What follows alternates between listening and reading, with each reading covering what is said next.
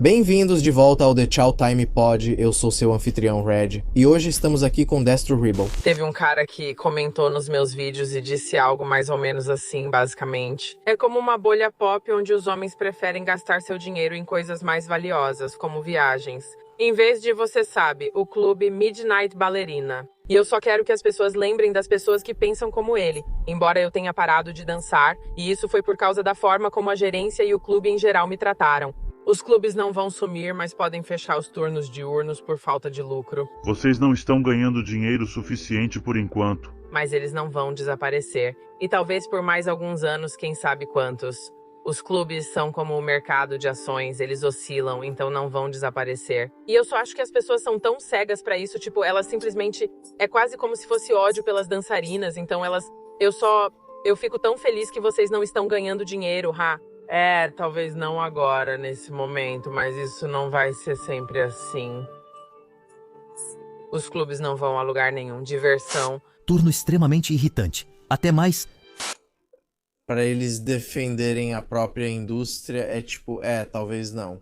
Agora a sua indústria é tão instável e dependente dos homens e tudo muda muito rápido. Quero destacar que isso não ocorre só comigo ou com garotas negras, mas também com várias outras mulheres no clube. Tipo, a moça com quem eu sou bem próxima, que trabalha dentro do clube. Ela me contou que tem meninas saindo do clube chorando, em lágrimas. Elas não ganham dinheiro nem conseguem sustentar suas famílias, e isso não acontece só comigo, mas com outras mulheres também. Você consegue imaginar ir vender seu corpo e ainda assim não ganhar dinheiro suficiente para alimentar sua família? Meu Deus! Então você vê o que acontece.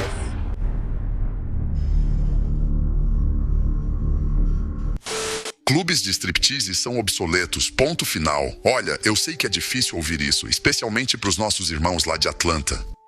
Mas em algum momento a gente tem que encarar a realidade. Não sabia que Atlanta tinha tantos clubes de strip. Não vou mentir. Tipo, há uns 10 ou 15 anos ouvir as palavras clubes de strip estão obsoletos saindo da minha boca teria soado tão ridículo quanto ouvir Charles Barkley garantir o próximo ou vencer um campeonato em 5 jogos e ainda assim aqui estamos. Sim, irmãos, bem-vindos novamente a 2026, a Zona do Crepúsculo. De acordo com os gnomos e Neil deGrasse Tyson, o governo está nos preparando lentamente para a possibilidade de que vida alienígena exista. Sim, passando vaselina nas nossas bundas, como Puff Daddy fez com Carl Winslow. Mas veja, ninguém teve a gentileza de avisar as strippers. Avisá-las de que assistir uma mulher nua girando em um poste já não compensa mais enfrentar trânsito, pagar entrada ou até arriscar levar um tiro, especialmente em Atlanta. Isso é só entrando mesmo. Sim, estou zoando Atlanta nesse vídeo. Mas poxa, vocês sabem, a gente ama vocês, de verdade. Mas sair de casa pra ver uma fada dançarina de 30 anos, poxa, irmãos. Alguns ainda têm dificuldade de largar a sagrada cerveja de 40 onças. Ei, 40 é muita grana. Isso dá pra 2 refeições completas, tipo num restaurante de pó. E isso dá acesso aos 3 buracos, se é que você me entende.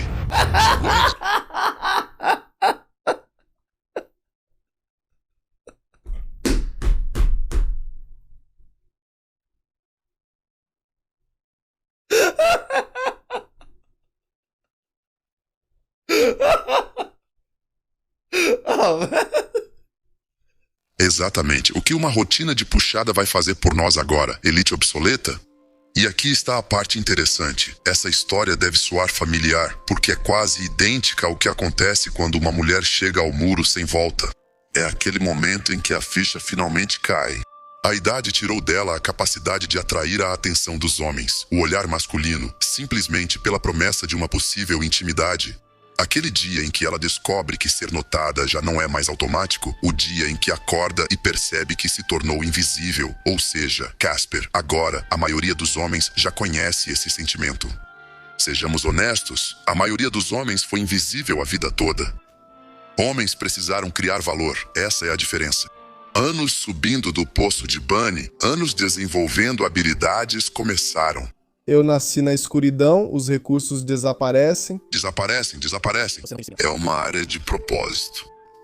A visibilidade de um homem acaba ligada ao que ele contribui. Mas imagine acordar uma manhã e descobrir que ninguém mais te vê e lembrar que toda a sua existência foi construída em torno da atenção, o olhar dos homens. Muitos que não gostavam, amavam ou respeitavam você, homens que só viam valor no seu desempenho na cama. É revoltante pensar nisso. Realmente é. É o mesmo olhar que uma mulher lança a um homem. Se ele perde um emprego bem remunerado ou toda a sua riqueza, torna-se invisível para ela. Bem, vou dizer isso. A stripper obsoleta e a mulher do pós-guerra têm muito mais em comum do que qualquer uma delas gostaria de admitir. Ambas operam supondo que o antigo modelo de negócios ainda funciona, mas nenhuma percebe que o mercado já mudou. Os homens aprenderam, demorou um pouco, realmente demorou, mas nós aprendemos. Vocês veem mais alguém falando sobre como é difícil passar de chamar atenção para não chamar mais atenção? Eu posso fazer uma dança no colo, mas não tem um filho da mãe nesse lugar que se interessa por mim. Ou estar acima, vendo tudo acontecer e se perguntando: será que alguém realmente me enxerga? Sim, olhe para o refugiado do pós-guerra. Triste, não é? Sabe como é. Embora eu pregue uma política rígida de nenhuma piedade em relação a súcubo voraz e ao fantasma decadente do pós-guerra, ainda devemos praticar um certo nível de empatia internamente. Não por boa vontade com essas mulheres. Por favor, não seja ridículo. Usamos a empatia como ferramenta para entender os mecanismos internos e falhas mecânicas do refugiado do pós-guerra. Não é diferente disso. Cobras/Mars Sexto, quero dizer, unidade de companhia com IA. Tenho 20 anos na sua frente. Para entender a máquina, primeiro é preciso compreender seu mau funcionamento, conhecido como efeito Casper. Quando muitas dessas mulheres se tornam invisíveis para os homens, percebem algo assustador. Não sabem mais seu propósito.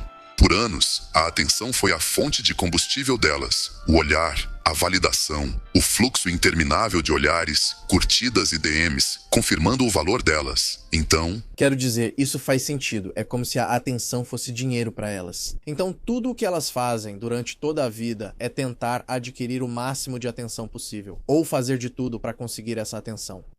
E então, de repente, elas simplesmente perdem isso e não há nada que possam realmente fazer a respeito. Um dia, as luzes começam a piscar, as mensagens diminuem, os convites desaparecem, o ambiente fica mais silencioso. E de repente, elas são forçadas a encarar uma realidade da qual estiveram protegidas por anos. Ninguém vai aparecer.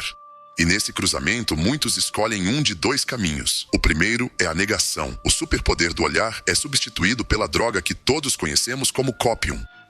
Eles se convencem de que está tudo bem. Enquanto, dizem que há uma verdadeira pandemia de Ozempic, mas esse Copium é definitivamente um pouco pior. Às vezes, marchando confiantemente em direção a um futuro de gatos, vinho, serviços de streaming e um apartamento cheio de silêncio, o segundo caminho é a reflexão. Elas passam a pensar nos chamados homens chatos, ou melhor, homens bons. Elas ignoram as oportunidades, deixam de lado, aquelas preferências bobas e o X de que costumavam se gabar no TikTok. As portas que elas fecharam quando tinham controle absoluto das rédeas do olhar masculino. Mas todos nós sabemos que a retrospectiva é imbatível. E quando muitas delas chegam ao último livro, ou seja, ao apocalipse, o mercado já seguiu em frente.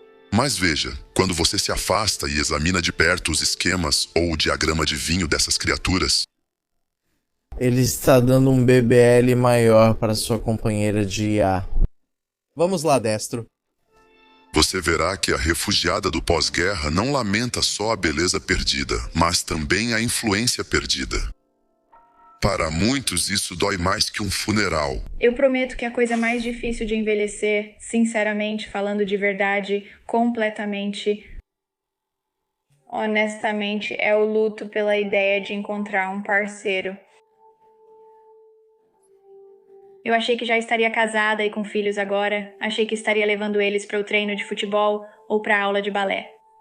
E essa simplesmente não é a realidade. E eu descobri que aceitar isso conforme você envelhece tem sido difícil, porque quando somos pequenas nos vendem essa ideia perfeita do príncipe encantado e que você vai encontrar a pessoa certa. E aí você percebe, para muitas pessoas e na minha realidade não é assim. E é difícil porque é como viver um luto, é algo que você nunca teve e não vai ter.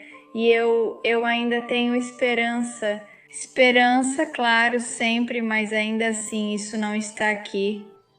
E conforme você envelhece, começa a sentir que essa chance vai ficando cada vez mais distante, cada vez menor. E eu só queria que houvesse mais pessoas por aí, mais pessoas comuns como eu passando por isso e falando sobre isso. Acho que isso é visto como vergonhoso, mas não vejo nada de vergonhoso nisso. Não acho que devemos esperar encontrar alguém incrível do nada nos nossos 20 e poucos anos e que tudo vá se resolver. Poxa, não é tão fácil assim e tudo bem. E nem todo mundo encontra a sua cara metade. E eu sei que o termo aceitar algo é difícil de dizer. É difícil de fazer e praticar, mas acho que só de falar sobre isso e tornar menos um estigma já é o começo. Tenho 50 anos e me sinto sozinha. Fui jantar outro dia com um grupo de amigas e, embora tenhamos nos divertido muito, o tempo todo eu sentia como se estivesse meio que flutuando acima, observando tudo acontecer e me perguntando: será que alguém realmente me vê? Será que alguém realmente Nem mesmo suas próprias amigas te enxergam? me enxergam? Isso não tem relação com as mulheres com quem estive, que são maravilhosas. Tenho percebido que provavelmente me sinto sozinha mais do que deveria. Uma das minhas filhas está fazendo estágio. Deveria ser. O que é ou não é certo em termos de solidão? Na Espanha neste verão. O outro se formou, está trabalhando e sempre com os amigos, quase não fica em casa, o que é ótimo. Eles só não precisam mais de mim como antes. Sinto que, nessa fase da vida também, todos os tipos de conexões que eu tinha, como através das escolas das crianças e coisas assim, algumas dessas estão se desfazendo. Não estou apenas sentada sozinha em um quarto escuro. Não é que eu esteja apenas sentado sozinho em um quarto escuro. Ou sozinha no meu carro como estou agora. É que você simplesmente se sente invisível. É como se você mantivesse tudo sob controle. Faz tudo e se pergunta: será que alguém realmente me vê? Será que alguém realmente me vê? Será que alguém me conhece, me entende? Sempre penso, quem sou eu quando não sou mais necessária como antes? Sinceramente não sei. Aos 50 anos quero descobrir. Mas eu queria pelo menos começar essa conversa, porque se eu estou me sentindo sozinha, tenho certeza de que tem mais alguém por aí se sentindo sozinha. E eu acho... Desgraça gosta de companhia. Estou sozinho. Alguém mais se sente assim pra gente se unir? Eu acho que a gente simplesmente não fala o suficiente sobre isso. E eu realmente gostaria que a gente pudesse começar essa conversa. E talvez isso ajudasse a gente a se sentir menos sozinha só de ser validada. Ou menos sozinho só de ser validado. Você precisa ser validado na sua solidão. Eu estou aqui para te dizer agora. Nós não ligamos. Deixa eu te falar. Deixa eu te contar uma coisa. Nós não ligamos. Mas espera, você não ativou o sininho nem curtiu. Explosão, explosão, explosão. Sabe, Destro disse que você precisa de empatia, mas não desse tipo. Você não sente pena dessas pessoas. Essas pessoas escolheram onde queriam estar através das próprias escolhas de vida. Talvez eles não achassem que iam chegar lá com as escolhas de vida deles, mas cada escolha foi feita por eles mesmos. É disso que se tratam as escolhas de vida. Por favor, curta, inscreva-se e comente aqui embaixo. Eu agradeço muito. E até a próxima, pessoal. Tchau.